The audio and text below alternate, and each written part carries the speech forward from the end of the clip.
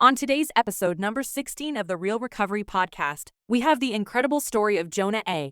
Jonah's journey from the depths of addiction and homelessness to finding hope and purpose is nothing short of inspiring. We'll hear about his pivotal moments, including a life-changing decision to seek help, and how his commitment to service and daily routines have been key to his recovery. Join us for a heartfelt and powerful narrative of resilience, courage, and the transformative power of recovery. Stay tuned.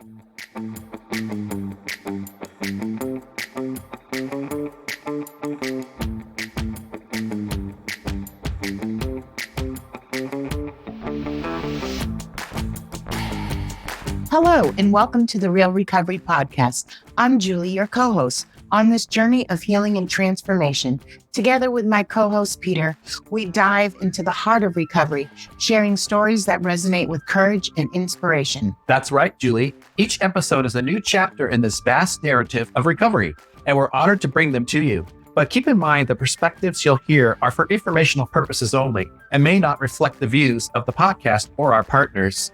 Indeed, while these conversations can be a powerful part of your recovery toolkit, they are not substitute for professional medical advice. We encourage you to seek guidance from your healthcare provider for any treatment-related decisions. And if you're facing an immediate crisis, or if you just need to talk to someone who understands, don't hesitate to call the Recovery Crisis Line at 503-223-8569. That number is also on our website. Help is available 24/7. Now let's begin our episode of recovery, real recovery. Content warning. This episode of the Real Recovery Podcast contains discussion of a very personal and potentially triggering topics related to trauma, mental health struggles, and other sensitive subjects. The content may be intense and could bring up difficult emotions or memories for some listeners. Please proceed with caution, prioritizing your own well-being, and feel free to skip this episode if needed.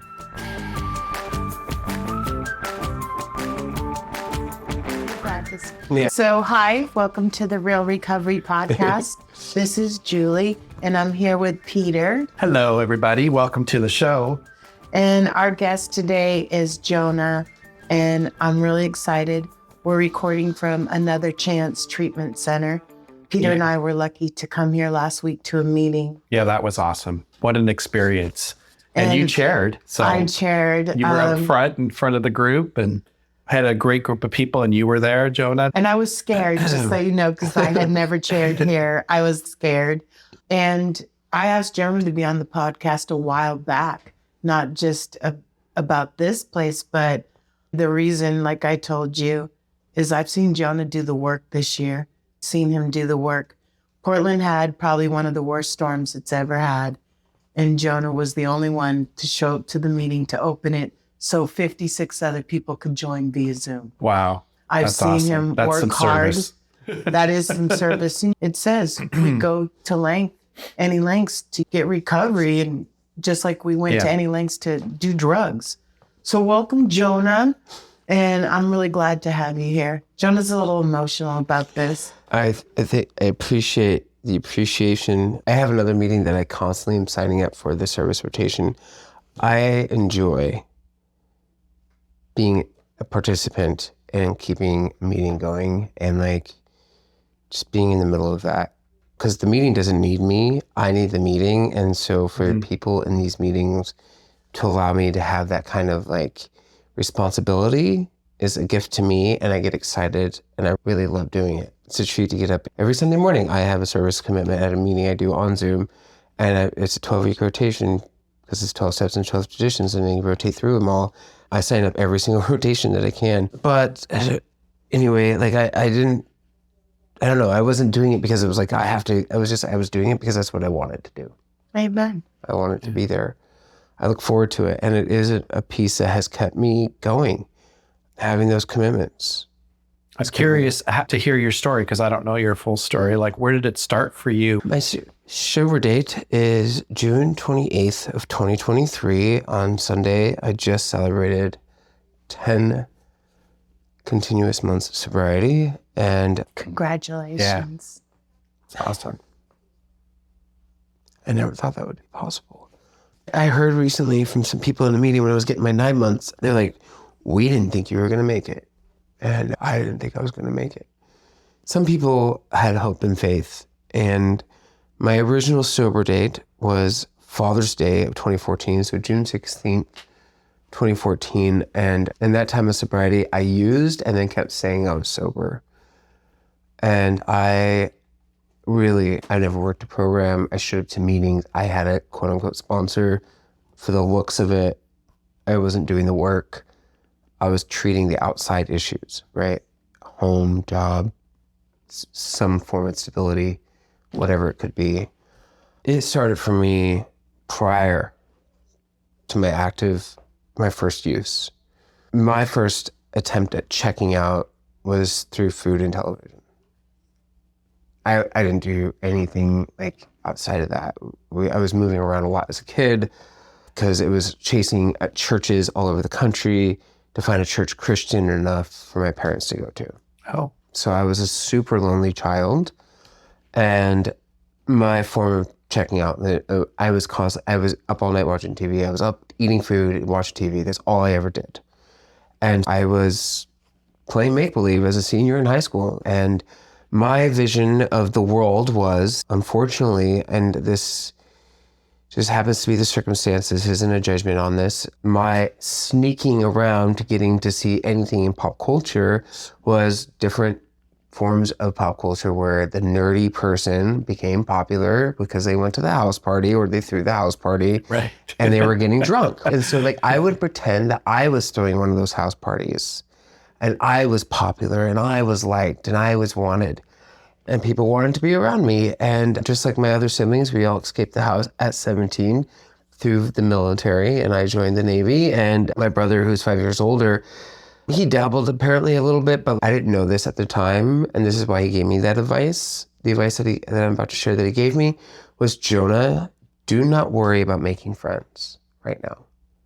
Just get it was 2001, PlayStation, or whatever was the popular gaming console then, and just hide in your barracks room and just do that and then do your job. That's all you got to do. And of course, I did not heed to that advice. And obviously it was important advice because it stuck with me because I didn't listen to it. And I got drunk on a Wednesday night in August of 2001. And two nights later, I was using and drinking in the military. And I tell everyone that I was getting kicked out because I was gay. And that was part of the reason, because they eventually did find out. But it was because somebody went down in flames and they brought everybody else down with them because there was a huge falling out at the linguistics school. Because I was in the military for linguistics that I was in, and I was part of that group of people that went down in flames. And I got thrown out.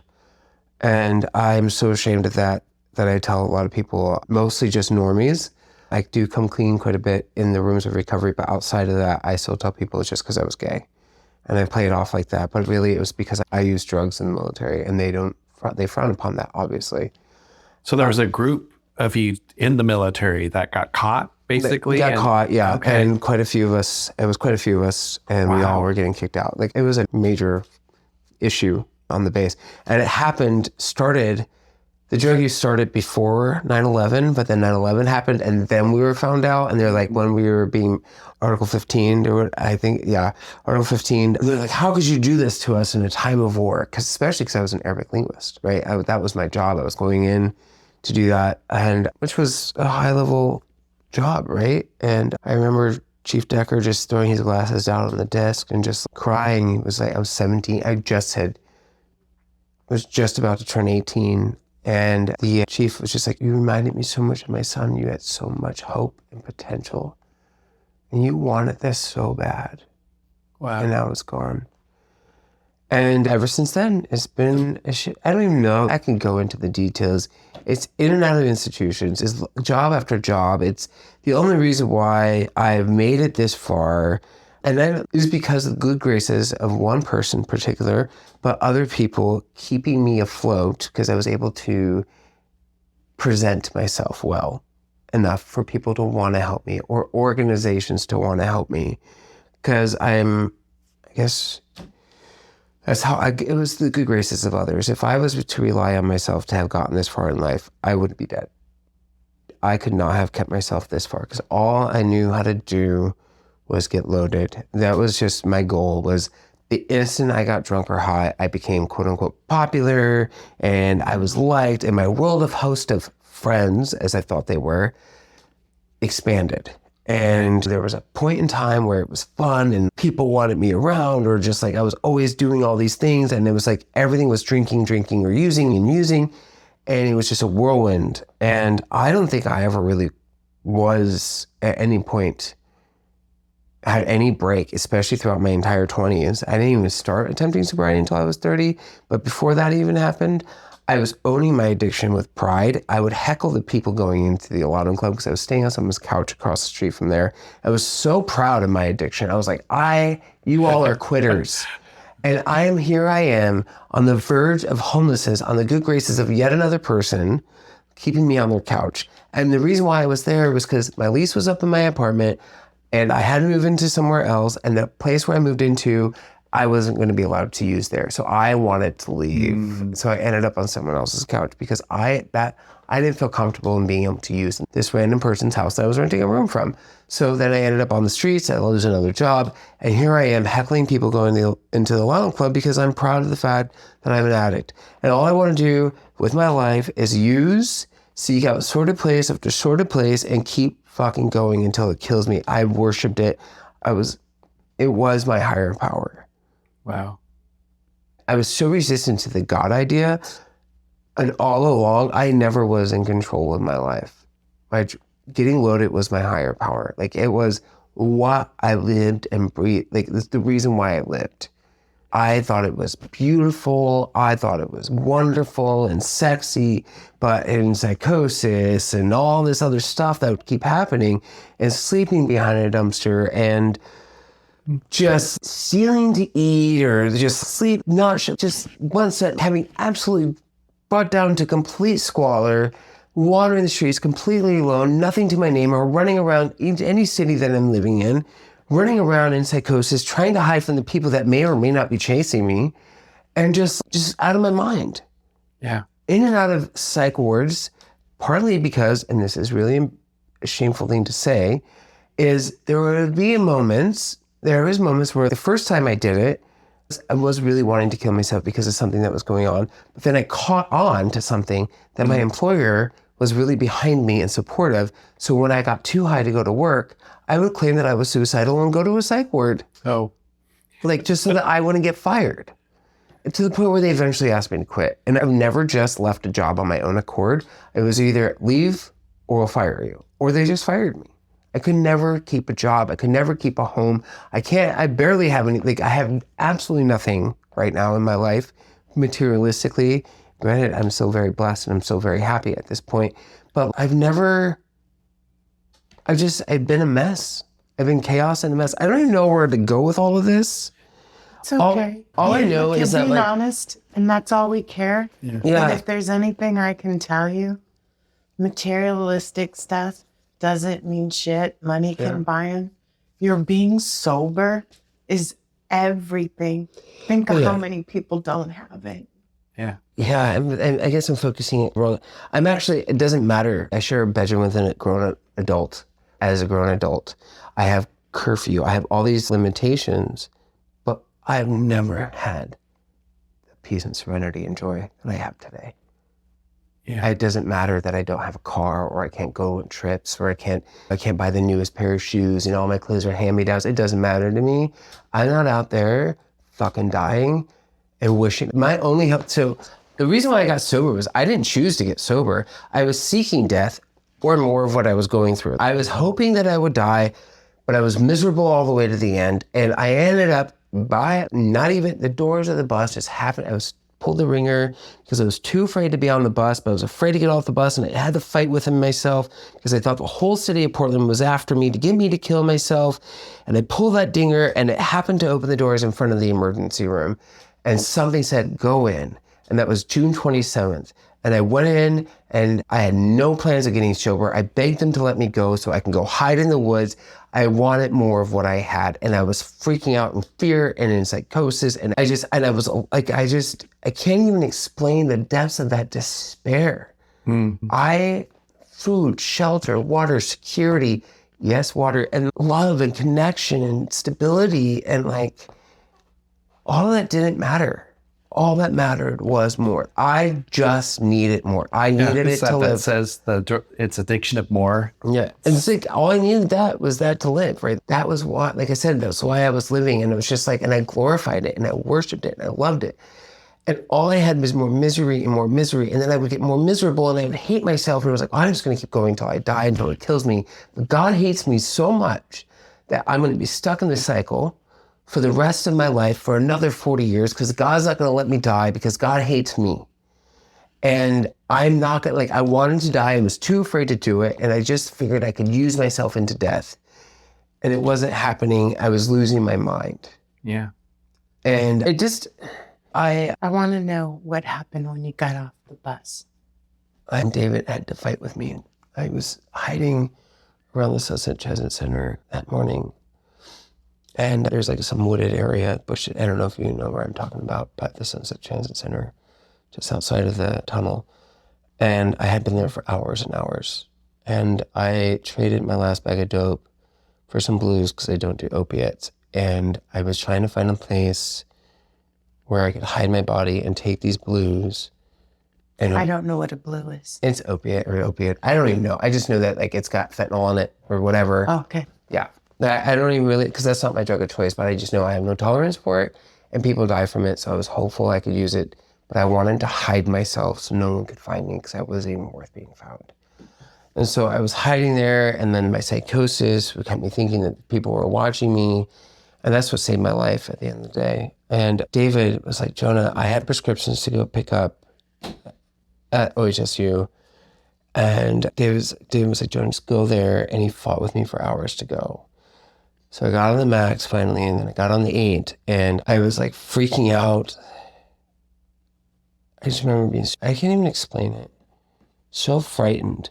I thought the bus driver was calling the police on me. I thought there was some like story about me on social media, and like everybody in the city of Portland was like talking about me, and I was being watched by everybody, and everybody knew all of everything, and they were trying to get me to kill myself. So the paranoia was powerful. Pretty bad. Paranoia was pretty bad. And I was supposed to get off by the physician's pavilion, and the stop above that one was when I finally was like, I wanted to get off the bus sooner, but I was afraid to get off the bus because I didn't know where I would be, but I was afraid to stay on the bus. I was just in this battle, and I finally pulled it, and it happened to be right in front of the emergency room, not the stop that I wanted. And I fought with myself for a moment, and I was like, I just got to go in. I don't know. I can't even, just went in. And I remember telling them that, honestly, I was so fucking gone. I don't remember. I just remember going in, being freaked out, and having them beg me to let me go. And the only person I felt safe with was like, either it was a security guard or a cop. I was so fucking gone. I don't even know what it was, what the role of that person was. I was like, please come in here. I feel safe with you. And I wanted to go to prison so I could be free of my addiction. And they were like wanting to medicate me to calm me down because I was in total panic, hysteria. It was hysteria. And I was refusing, and they were like, I was like, I need to go. You need to let me go. And they're like, no. They got permission from this authority figure to keep me because I wasn't a danger, really. I wasn't threatening them. And they got permission to keep me. But if you're threatening yourself, yeah. Mm. And so they were like, we're going to give you these medications to calm you down if you like it or not. And so I was like, I finally, after a long period of time, I don't know how long of fighting them, like I thought they were in on it. They were in my phone. They were trying to get me, and it was total fear. And it's a life not worth living, I'll tell you that. But I just remember them giving me medications, and then they had to medicate me again to knock me out. And then I ended up the next day, it was June 28th, and David came to the hospital, and he just held me the whole day. Wow. Gonna make me cry. He held me the whole day, and and that's a miracle in itself. Yeah. Because I was a monster, and he just loved me. I don't know that you are a monster, that you are sick, but it just shows. He just loved on me. And then we went to a friend's house, and Then I had been a client for 2 days at the Another Chance on the West Side. And so on June 29th, I went back into Another Chance. And I remember walking into Meredith's office and saying, I just need a higher level of care. I need help. I found out about this treatment center and that they had a crisis center. And I knew I was going to be alone I was like, I cannot be alone for the weekend. So the person that started the meeting that I'm going to after this, it was her and a couple other people. The person you thought was Bingo and somebody else and David and I, and they stayed there with me all weekend because I just needed help. I said, I can't do this. I was afraid of myself. And then I called the crisis center because I was like, I don't think I'm going to make it to the bed date sober. I don't think I can do it. And they're like, and I was out at the Fred Meyer in Hawthorne with David, and we were just like hanging out because Another Chance put me in a sober living temporarily until I got into a treatment. And so I put the little bit of belongings that I had and that was in a bag, they were there, and some clothes that they had. And I called to the crisis center and they're like, you need to come right now. I was like, but I have to go get my things and we only allow 3 people in every day and you would be the 3rd person. You need to come now. We'll send an Uber for you. And David rode with me all the way there because it was in Vancouver. And I just said yes. And Jonah, do you mind if I clarify something for our listeners? Yeah. Colette is on our board of directors for the Real Recovery podcast, and she was our first story after me and Peter. Mm-hmm. So when you're talking about the other person that's going to run the meeting, you're talking about part of our foundation. And I just want our listeners to know she helped save my life. Yeah, and I didn't know that until this moment. And I just really want our listeners to know, because they have grown to love Colette, and asking her to be on our board was an easy decision for me and Peter, believe it or not, for someone who's just starting out on a foundation of something. Yeah. Like, it was an easy choice for us. Peter and I agreed instantly, which, you know what I'm saying? Yeah. And knowing this is a God shot, and just knowing that this person is on our board that, like you say, help save your life is amazing. Yeah. I'm in tears. So you got to Vancouver. Don't stop now, because we do have a meeting. Go ahead. Please don't stop. And here's a tissue from both of us. So, yeah, and I don't know. I got to Vancouver. David had to go back to my place with another friend, and they brought me what little bit was mine. And silliest things. I was like, I'm going to leave if I can't have a cigarette. So you better medicate me to pass out so I can not leave over a cigarette. And so they did that. And then I quit smoking because of that. But Congratulations. When I was in treatment, I didn't change. And my counselor didn't feel that it was ethical if she were to graduate me. In fact, she said, I'd rather you just stay another month. Nothing was changing. And I was still acting out. I was still obviously needed a lot of help. And I said yes again, because the choice was mine. And then when I was in treatment, I found out someone I knew. And it wasn't like we were super close, but he was just yet another friend that died from their active addiction. Mm-hmm. And for some reason, that really struck a chord with me. And I remember just walking into my room. I got on my knees and I said, I'm done fighting. I'm done fighting. I'm tired of being a tornado.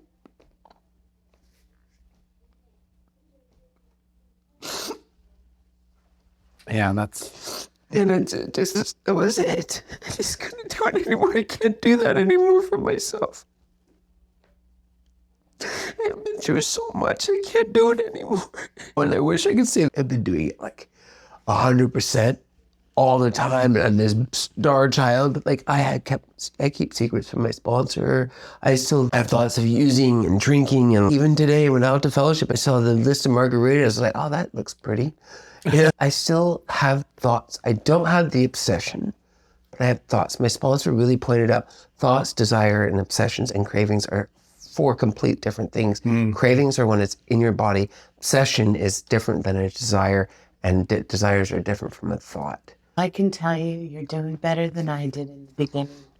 I could not get my blood taken without wanting to vomit because it was like somebody sticking a bottle of alcohol to their mouth and not getting drunk, or getting a needle in my hand and not getting high was like a mind fuck for me. And I told you last week, 4 years, 3 months, and 22 days of meetings in a row.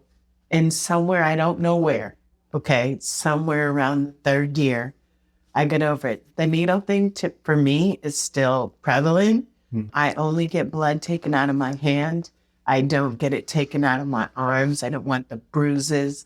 I'm ashamed. And I had to go to prison for a timeout. Okay, so you're amazing. Yeah. Like, amazing. It's not perfection, because I would have been kicked out a long time ago. Progress. And I'm sober a long time, but I suffer from the crazy sometimes too. Peter and I had a discussion today. I think addictive thinking comes with addiction, just like the TV and the food and everything. I'm addicted to more. You know what I mean? It could be more things that feel good. It could be sometimes it's service. I throw myself in it because it makes me feel better. Yeah. But I'm addicted to more. And I've never done heroin ever. I know I'm addicted. Luckily, I'm scared to do fentanyl. No, I'm addicted. Never done it, but I know. Yeah. I can get addicted to tennis shoes, bro. Literally. You want another one? All I've been wanting is just to be okay. And tell our listeners, though, how you feel today, because you said to me earlier, I want people to know the service work you do. I want them to know, we know when it changed for you after your friend passed, you like really surrendered, right? So then what did you start doing? I guess I called my sponsor back up after I had a huge falling out, and he doesn't even really remember all the things I said, but he goes, those things you were saying anyways was just another person that was hurting. I called him up, not knowing that's how he felt, but thinking that he was going to be angry at me. And I said, will you still sponsor me? He goes, I will never not work with somebody that's willing to do the work. But if you want what I have, you got to do what I do, and you got to get on your knees and pray. And the next morning I fought with myself. Do I pray or do I not pray? And I knew that if I did not get on my knees and pray that night, that I wasn't done. And I got on my knees, hiding and being secretive, because I was obviously sharing a room in a treatment center, trying to be secretive so this person wouldn't know that I was being awkward and getting on my knees and praying. I said this serenity prayer, and I've been doing it ever since. And the way I'm looking at life now is I'm choosing joy. My desperation has turned into inspiration. I wake up every morning and I get to make a fucking bed because I slept in a fucking bed. Yeah. Yeah. You know, I get to do laundry because I have more than one set of clothes, and I have safety and stability in a safe place to actually do laundry. I love that. And I just got done preparing a meal for my meal prepping, but I had to clean the dishes because I had dishes and this is shit people take for granted. Yeah. But that's the way I'm looking at life, right? And then I wish I was always in this gratitude, and there's plenty of self-pity, and there's plenty of selfishness, there's plenty of self-centeredness. But you know what? I'm getting a new experience in life, and it's what stuff I'm working on, because that's all I'm seeking. They say don't quit before the miracle happens. Don't stop. Like, you'll break my heart. I'm not waiting for the miracle to happen. You are the miracle. The miracle is fucking happening. And I love my sobriety. I'm grateful for it. And I've been doing everything my sponsor has been, not everything, let's get real. I've been a carbon copy of my sponsor, and it's working. I used to say, fuck you in my head when he told me to do a prayer journal, and I've been doing a prayer journal every day. I do the same fucking thing every morning, and I do the same thing every night. I do the nightly inventory. Who am I to say this shit doesn't work for me? Or who am I to say that this shit's not like for me or all this shit when I'm the one that's on the street suffering, going through hell, causing havoc, making people worry, all this shit, misery, unnecessary suffering, but I'm willing to hide in a bush that's knee high, talking to myself, trying to hide from the world, but I'm not willing to get on my knees and pray to something I don't know. Just because that is what's helping somebody else stay sober. I don't want to do what you're doing, and I keep getting what I got, and I'm tired of getting what I got. Which is insanity. Doing the same shit, coming up with the same answer is insanity. Yeah, so my sponsor said, don't take a trip anymore. Don't take any more trips right now, just stay put. And we had tickets to go visit my parents. And we decided not to go because my sponsor said, don't go. I wish I listened to him every single time, but I'm doing my best to listen to him because he's not trying to get me to kill myself. He's not trying to get me loaded. He's not trying to make me suffer. He's trying to get me to live and have a successful life. Yeah. So is everybody else in the rooms. And what I'm seeing is someone that just celebrated 43 years who I look up to a lot. And when she sends me messages of, I'm really happy that you're a part of my recovery. Her name is, she chaired our meeting. Yeah, she chaired our meeting. And a lot of the people I picked, I look up to. I understand why. I want their recovery. And they showed me nothing but love every single time I came back. And I see her doing exactly what I'm doing. Going to meetings, working with the sponsor, being of service, doing the 12 steps. I have a question. And it worked for her for 43 years so far. And just for our listeners, for me, it's everything, okay? I always say this, that if a private investigator followed me, he would be bored as fuck after 2 weeks. Yeah. How important is a routine to you? Oh my God. I look forward to, I get up every day between 6 and 6:15, 7 days a week. I get on my knees and I pray. And then I make my coffee and I read the literature. I write out my prayer journal. I join my Zoom meeting that I hope can get you to chair someday, or David can get you to chair, 7 a.m. every single day. And I do my gratitude every single day. And then I either get myself ready for work or I do whatever I need to for the day. And then every single night, I do the nightly routine. I'm in bed by 10:30. So ask me what my routine is. What's your routine? I wake up at 5 a.m. every day. I take a shower and I go get coffee. I come back, sit on the couch and read the daily reflections. Okay? And I thank God for the day before. Okay? And if you're struggling with the God, it's just a higher power. I struggled too the first 10 years. It's a group of drunks, good orderly direction, what we're talking about. Yeah. Then I go to work. I go to the evening meeting 5 out of 7 nights. It calms my brain down because I'm struggling right now with some different things I told you last week. And then in between here, I walk my dog. Okay. I pray on a bench every day almost that it's not completely jacked up weather with my dog to this tree. And I keep the same routine almost every day. You know what matters to me about my routine is I read On Awakening every morning. Page 86 to 88. I love you. And I go from On Awakening all the way to It Works, It Really Does. It does. It does. And then I flip to the front of my book where my sober date is written, and I do a little tally for the day that I completed before. And that's one of the piece of the inspiration that I am watching those tallies add up to get me sober. So I don't have a smartphone because I gave up my smartphone because apps for hooking up are part of the reason why I go back out. So I gave that all up. No, I've never been on an app. We were on a meeting last night and somebody was talking about an app, right? Yeah. But here you are with 10 months sober, right? Yeah. We're almost to May and I'll have 27. And I've been sober for 9,846 days. And it doesn't matter. All we have It's today. It's today. And the one thing I like, there's so many epiphanies that I'm having, right? So You're killing me right now. so I love that part of that routine thing is I love like when I'm done reading on Awakening, I do a tally. And the tally is for the day that I completed before. And I have 307 tallies in my book right now. And when I complete today, tomorrow will be the 308th tally. And it's those little things I look forward to. And those epiphanies that I have. Like I used to be like, every time I got sober, like, this is the time, this is the time. And I heard somebody else say that they would say that all to themselves. And they got sober in the 80s and they've been sober ever since, but they used to be in and out all the time. And when that person was sharing that, I realized I don't have to worry about this being the time.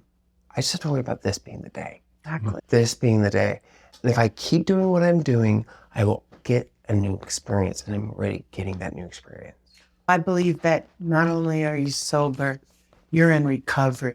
There's some people that get sobriety, and I'm going to tell you, during my time, I've had years where I've just been sober, okay?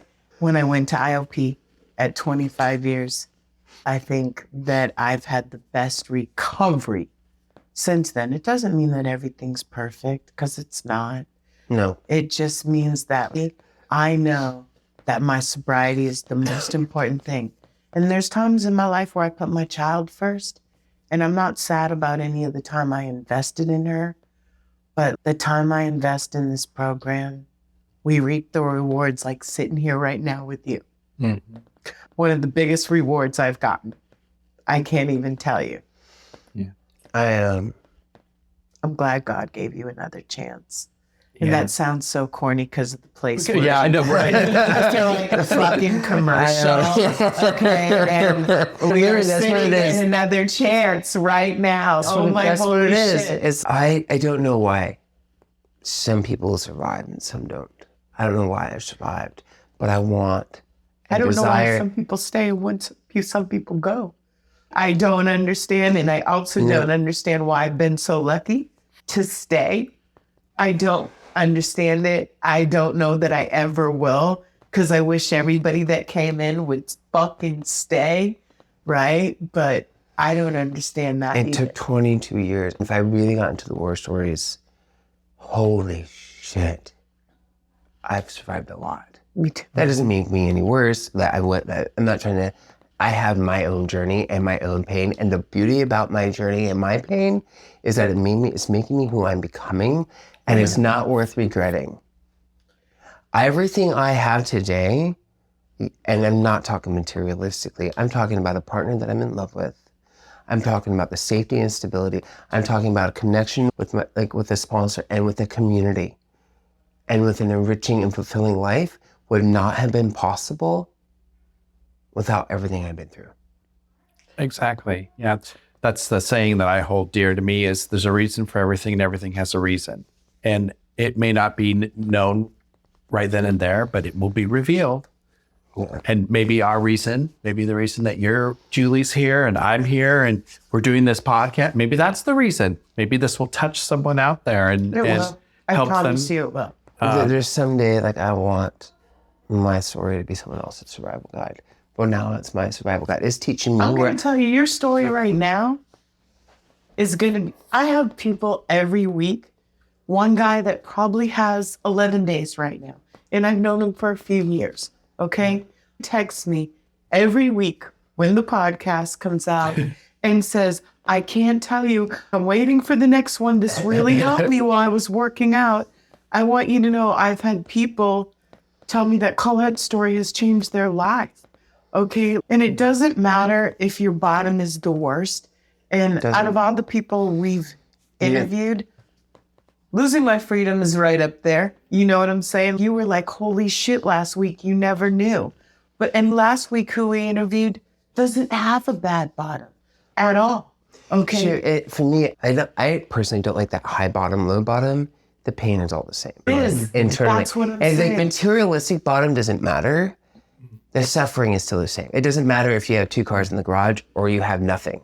I could care if you're less dying on the about inside, that. you're dying on the inside. And to me, that part doesn't matter to me. What matters is that you're not dying today. I'm not dying today. We're not suffering today. We're a little less miserable today than we were when we were out there. Just because people I know Amen. people have and still are suffering because there's something missing. It doesn't mean that you have to go through what I've been through. And for me, my guidepost of where I don't want to go, where I'm choosing not to have any my history is my guidepost of what not to do. And I'm going to say this, if I had to go through to get David in my life, if that meant to get David in my life, I would go through it all again. Wow. That's intense. That is. My husband, we've been together 24 years, and he was a David. He is a David. But David is a beautiful. No, so's his husband. His husband's like but- David. He speaks softly and kindly. The fact that he was there with me through all that we've been through, and it was him. For me, it was amongst other things, but him saying, "I can't be with you anymore." After all that time, I'd pushed and pushed, like you were saying. We push and push. I want to die. I don't want to be here. Whatever the reasons, and get to that point, and he was like, "My bags are packed." And when he packed my bags, he said it was like packing somebody's clothes who had died. That's how it felt to him.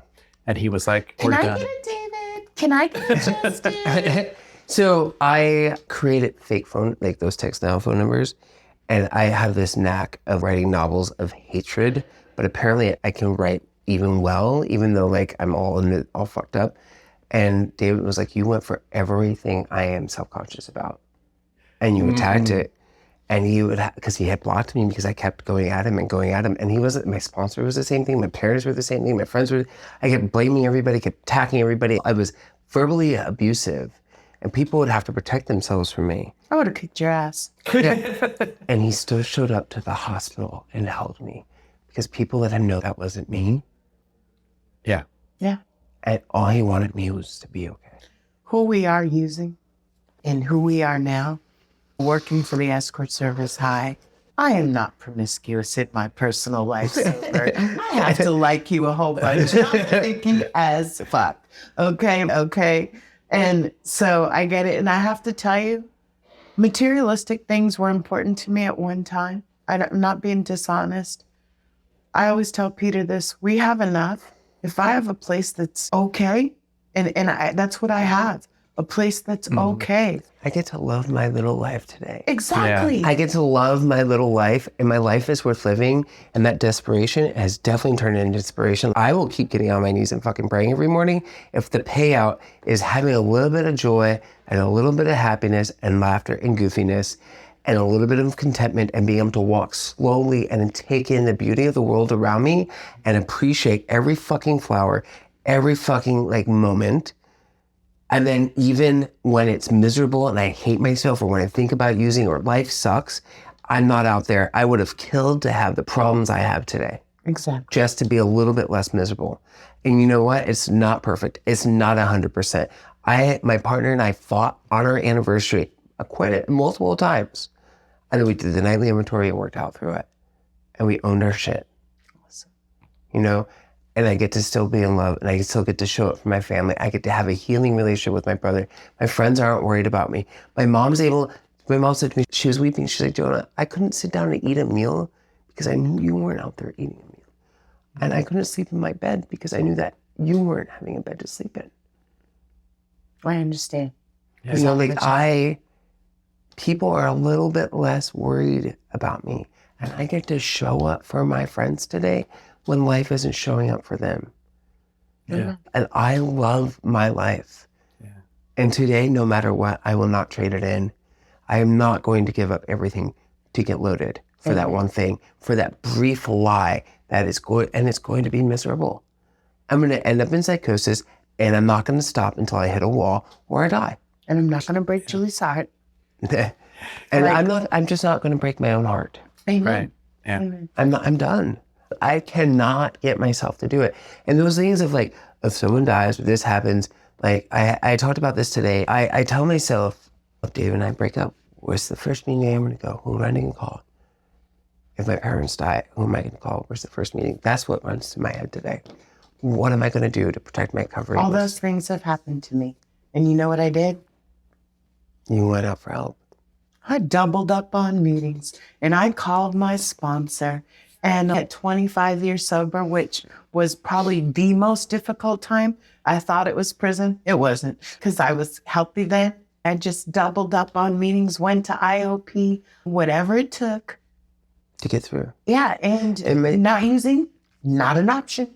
My sponsor is going through a big upheaval and change in his life.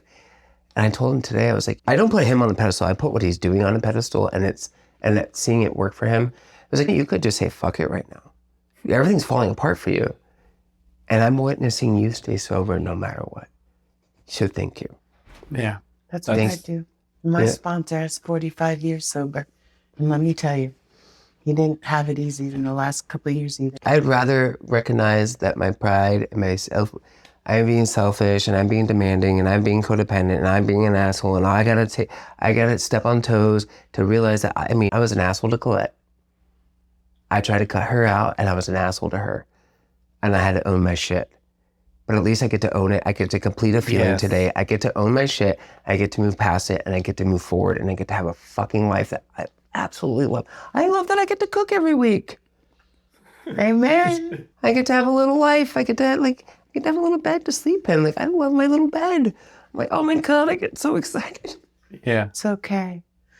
Hey, we're going to wrap this up, but I want to tell you how grateful I am. And because of you, thank you. Yeah. You're my gratitude for today. I promise you it wasn't working. Promise you. And Peter, thank you. Thanks for, Peter's the technical guru that sets this all up for us. Thanks for even being willing. Thanks to Another Chance for letting us use this room. Yeah, let's do our commercial. No, just kidding. No, I'm going to be really brief. I got to tell this story. So I met somebody, I'm not going to talk about how I met them, and they happened to be a sober person, and I met them in a sorted place, and they happened to be a sober person. They connect me to the outreach person here, and I had been stuck at Rooster Rock, spun out of my mind, and I had planned a phone call with this person, with the outreach person here, and she was sitting by a pool or a lake or whatever, chilling, and I called her up, and I spent about an hour just yelling and screaming complaining about my life. And she just listened. I said, you got to be the one to hang up. I won't shut up. I can't stop talking. I kept saying that over. She was, yeah. And she was like, we're going to be there for you. She was there. And I get to send her another chance. She gave me another chance. And then I walked away, came back. And they are a huge role in helping me stay sober. They're a huge role in a few people I know, which I'm grateful for. And they found me a place to live. They helped me keep a structure. They helped me keep a routine. They helped me learn. They taught me a lot. And this counselor here that I worked with has touched my heart and is able to get through to me and has gotten me, this place has been paramount in my recovery. And to be able to send a gratitude every day for my sobriety, because she's the only person from this place that's ever seen me loaded, freaking out like I was. Mm-hmm. And I get to share my recovery with her because she allowed me to share my pain with her. Yeah. Yeah. And you shared your recovery with us. So anyway, let's go. Let's go to the meeting. Yeah. Thank you so much, Peter, everybody. Julie, Real Recovery Podcast. Thanks. And we'll be back, listeners, with another episode. All right. Thank you so much. All right. And that's a wrap on today's episode. Thanks to each and every one of you for lending us your ears and hearts. Your engagement is what fuels our passion and keeps this podcast thriving. We cherish the moments we share here and hope they resonate with you, whether you're on a daily commute, at the gym, or just taking a moment for yourself. Make sure to head over to our website at realrecoverypodcast.com. While you're there, subscribe to our newsletter for the latest insights and uplifting stories from our community delivered straight to your inbox. Click that subscribe button on your favorite podcast player too, so you can keep up with every new episode. It's your support that keeps our conversation alive and meaningful. And if our stories have touched you, consider using the donate button on our site. Your contributions, no matter the size, are deeply appreciated. They help us continue our mission of sharing hope and healing. Join us beyond the podcast and follow our journey on social media. Find us on Instagram, Facebook, and on X, formerly known as Twitter. All the links are on our site. so you can stay connected and be a part of the Real Recovery community every day. Your likes, shares, and comments not only spread the message of recovery, but also remind us that we're all in this together. So until we meet again, remember that recovery is a journey, not a destination, and we'll be here to accompany you every step of the way to recovery, real recovery. Thanks for listening.